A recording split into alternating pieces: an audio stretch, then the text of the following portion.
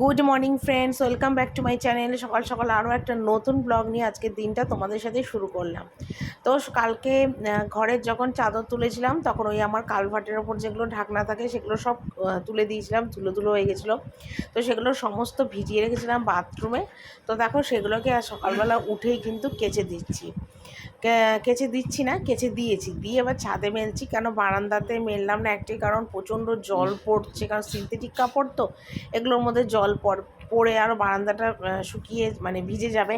আর তাছাড়া 2-4 দিন ধরে ভীষণ মেঘলা আকাশ, বৃষ্টি হচ্ছে। তো সেই কারণের জন্য ভাবলাম যে ছাদের অতটা রোদের তাপ নেই, অনায়াসে ছাদে আসতে পারবো। তো ভাবলাম ছাদেই মেলে দিই, বেলা 12টা 1টা বা 2টোর মধ্যে তুলে নেবো, সমস্ত জামাকাপড় শুকিয়ে যাবে। তো সেই জন্যেই কিন্তু ছাদে এগুলো মেললাম। তো ছাদে এগুলো মেলে সোজা আর কি নিচে যাব।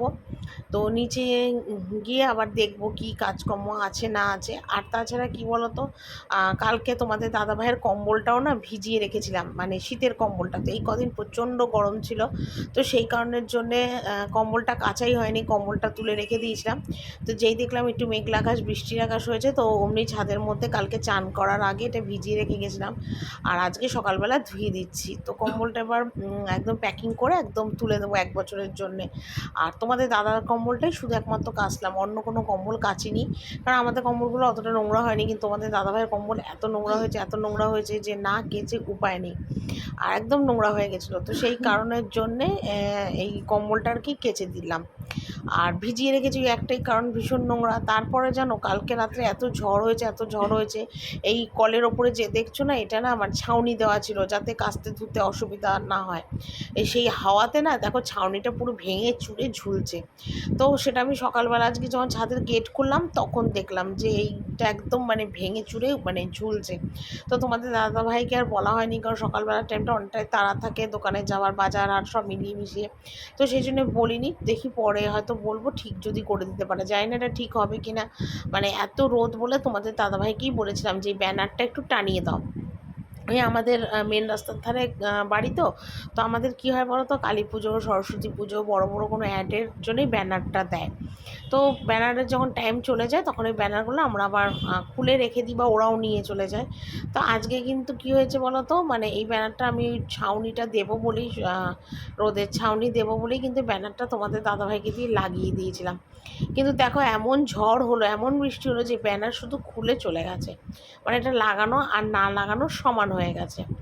আর কিছু করার নেই, যাকে আপাতত ঠেকা কাজ উদ্ধার হলো। আর ছাদে একটু রোদের তেজটা কম আছে, বৃষ্টিটা কালো হয়েছে বলে আজকে রোদের তেজটা অনেকটাই কম। তো সেই জন্য আমার অনেকটাই সুবিধা হলো দেখো। আর এদিকে দেখো কম্বলটাও কেচে একদম মানে কলের ওপরে দিয়ে মেলে দিলাম, কারণ দড়িতে মেললে না দড়ি ছিঁড়ে পড়ে যাবে, কারণ কম্বল ভেজানোর পর আরও ভারী হয়ে যাবে। তো সেই জন্যে কম্বলটা কিন্তু এর ওপর দিলাম। হয়তো আজকে আর শুকোবে না, জলটা ঝরেই যাবে। তো কাল 2 দিন ধরে শুকোক। তো সোজা একদম রান্নাঘরে চলে এলাম, আর চাটা কিন্তু খাওয়া কমপ্লিট। আর কী কী মাছ এনেছে, মানে কী মাছ এনেছে সেটাও তোমাদের দেখালাম।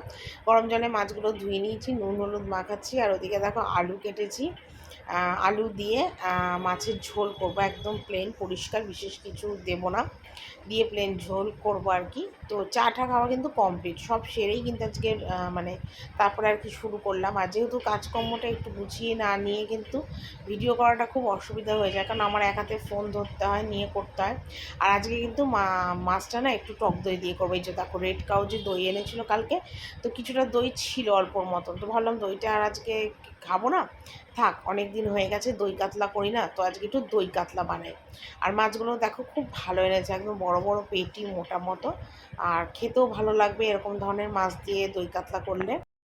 তো দেখো এখানে কিন্তু আলুটাকে আগেই ভেজে নিয়েছিলাম। আর এখানে দেখো একটু জিরে গুঁড়ো দিয়েছি, আদা গুঁড়ো দিয়েছি, ধনে গুঁড়ো, লঙ্কার গুঁড়ো দিয়েছি, গোটা কাঁচা লঙ্কা দিয়েছি। যার যেরম ঝাল লাগবে সেরমভাবেই আর কি খাওয়া হবে।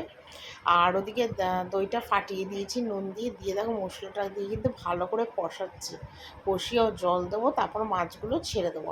আর আজকে দই কাতলাটা কিন্তু খেতে খুব ভালো হয়েছিল। মানে অনেক দিন বলা ভুল, অনেক মাস পরে কিন্তু দই কাতলাটা করলাম। খেতে খুব সুন্দর হয়েছিলো, সত্যি খুব সুন্দর হয়েছিলো। আর সবাই আজকে দই কাতলা দিয়েই কিন্তু খেয়েছে। তা আমাদের বাড়িতে না একদম শুকনো শুকনো মাছ কেউ খেতে পারে না, একটু ঝোল, একটু রস রস থাকবে, এরকম আর কি সবাই ভালোবাসে। তো সেই জন্য না আমাকে একটু ঝোল ঝোল রাখতেই হয় মাছ।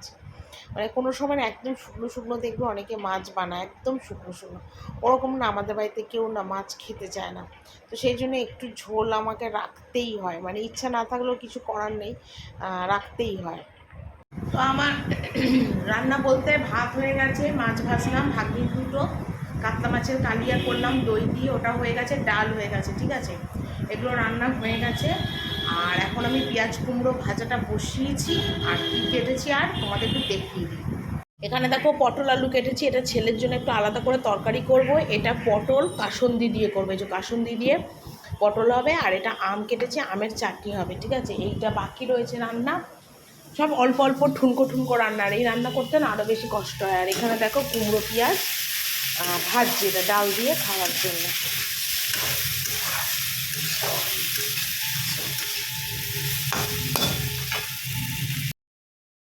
তো সকালবেলা উঠে তো এক ঝুড়ি বাসন মেজেছিলাম, তো ভাবলাম এখন বাসনগুলো গুছিয়ে নিই, কারণ রান্নাগুলো মোটামুটি আমার কমপ্লিট হয়েই গেছে। কুমড়ো ভাজাটা কড়াইতে হচ্ছে, তো একটু কমিয়ে দিলাম, দিয়ে হলাম ওটা হতে থাক, আর আমি এই ফাঁকে দেখো বাসনগুলো একটু ঝপাঝপ গুছিয়ে নিই। তো সেটাই আর কি করে নিচ্ছি। আর সত্যি কথা বলতে কি বলো তো, মানে রান্না করতে করতে কাজ করা যায় না অ্যাকচুয়ালি, এটা ঠিক কথা। তবে ধরো কোনো একটা বড় পদ যদি ঢাকা দিয়ে কমিয়ে বসিয়ে দেওয়া যায়, তাহলে কিন্তু অনেক টুকটাক কাজ করা যায়। তা আমিও চেষ্টা করি সবসময় রান্নার ফাঁকে ফাঁকে কাজ করতে, যদি কোনো কাজ থাকে সেগুলো করে নেওয়ার জন্য চেষ্টা করি, কারণ একা হাতে তো সব কিছু ম্যানেজ করতে হয়, তো সেই জন্য করতে হয়।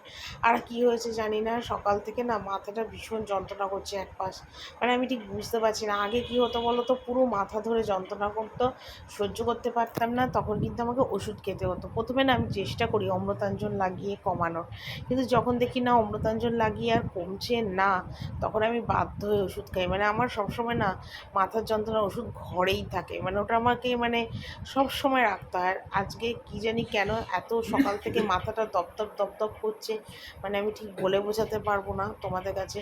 কিন্তু তার মধ্যেও দেখো কাজকর্ম সবটাই করতে হচ্ছে, কিছু করার নেই, কারণ আমি একা মানুষ, আমাকে সব দিকটা মেনটেন করতে হয়, কীভাবে কী করতে হয় সব কিছু আমাকে বুঝেই করতে হয়, সংসারে যাবতীয় কাজ।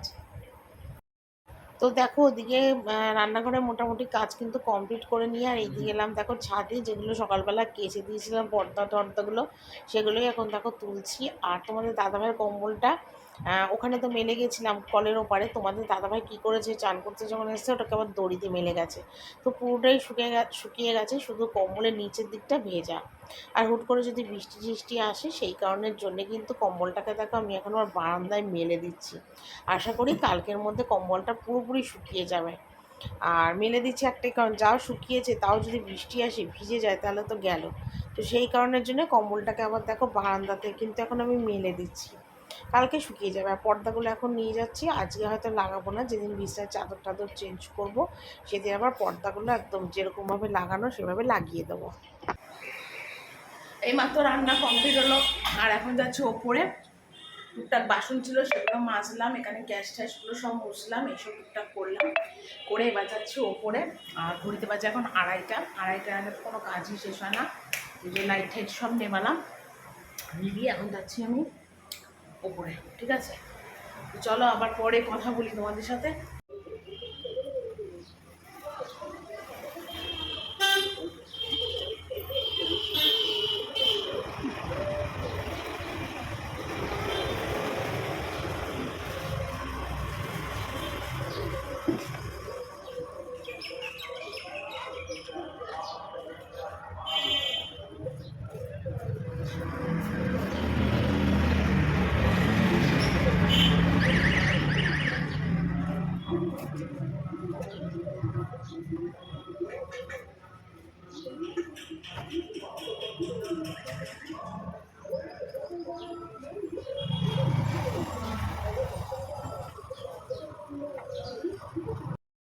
তো এদিকে দেখো আমার কিন্তু মোটামুটি সমস্ত কাজই কমপ্লিট হলো। আর এদিকে দেখো আমি ঘরটা একটু মুছে নিচ্ছি, ঝপাঝপ, ওদিকের সমস্ত মোছা কমপ্লিট, আমার এদিকের এটা মুছে সোজা যাবো স্নানে। আর আর কোনো কাজ মোটামুটি একবেলার মতন কাজ কিন্তু কমপ্লিটই আমার হয়ে গেল। আর আজকে আর বিছানার চাদর টাদর কিন্তু কিছুই আর চেঞ্জ করলাম না, কারণ কালকে বাদে না পরশুদিন বাদে চেঞ্জ করেছিলাম, ওই জন্য আজকে চাদর আর চেঞ্জ করলাম না, শুধু ঘরটা এখন আপাতত মুছে নিচ্ছি, নিলেই আমার একদম পুরো কমপ্লিট। ঠিক আছে, আর যতটা পারলাম সবটাই তোমাদের কাছে আজকে শেয়ার করলাম। জানি না ব্লগটা হয়তো ছোটো হলেও হতে পারে, বলতে পারছি না। আর ছেলেরও চান টান সব কমপ্লিট, ছেলেকেই বললাম বাবু তুই একটু ভিডিওটা ধরে দে। তো একটু ভিডিও ধরলো, আর ওদিকে দেখো চেয়ারের মধ্যে রাশিকৃত জামা কাপড় রয়েছে, ওগুলোও দেখি পরে ভাঁজ করবো, কারণ মাথাটা এত যন্ত্রণা করছে আর কিছুই ভালো লাগছে না করতে। তো চলো আজকে ভিডিওটা এখানেই শেষ করছি, কালকে একটা নতুন ব্লগ নিয়ে আবার চলে আসবো। টাটা।